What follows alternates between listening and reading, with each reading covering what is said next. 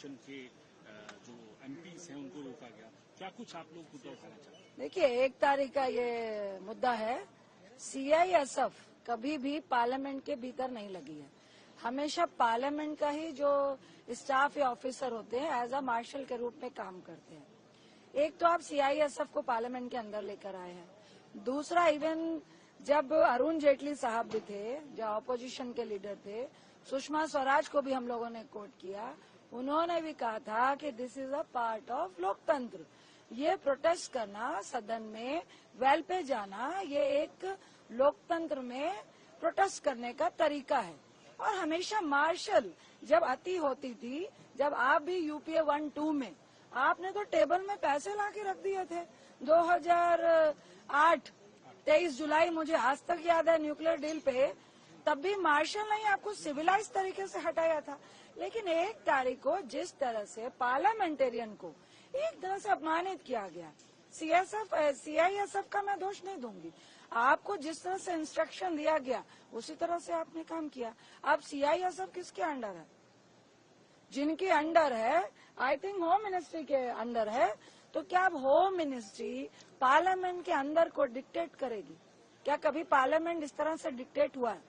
और ऊपर से स्पीकर का ये कहना कि भाई आपने मीडिया में बोल दिया, ये पहली बार हुआ है क्या?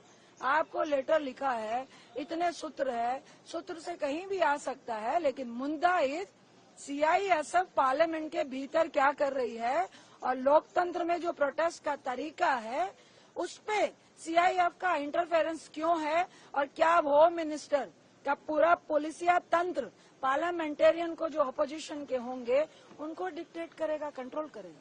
आप होम मिनिस्टर पे सवाल खड़े कर रहे हैं, लेकिन होम मिनिस्टर की तो आप तारीफ करी प्रधानमंत्री ने, उनकी एनडीए की बैठक में उनके काम की।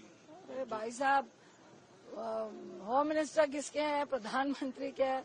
हम होम मिनिस्टर का क्रिटिसाइज नहीं कर रहे हैं। हम होम मिनिस्टर को ये बता रहे हैं पार्लियामेंट की परंपरा होम मिनिस्टर के अंदर की पुलिसिया तंत्र से नहीं चलती है।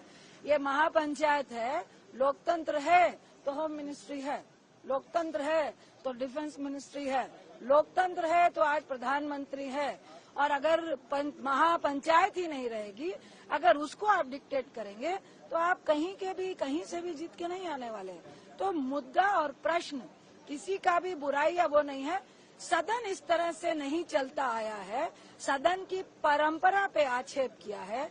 जो सदन के सदस्य हैं उनका अपमान हुआ है। वो तरीका सही नहीं था सीआईएसएफ का, जिस तरह से आपने डिक्टेट कराने की कोशिश की है। प्रश्न चिन्ह उस पर है।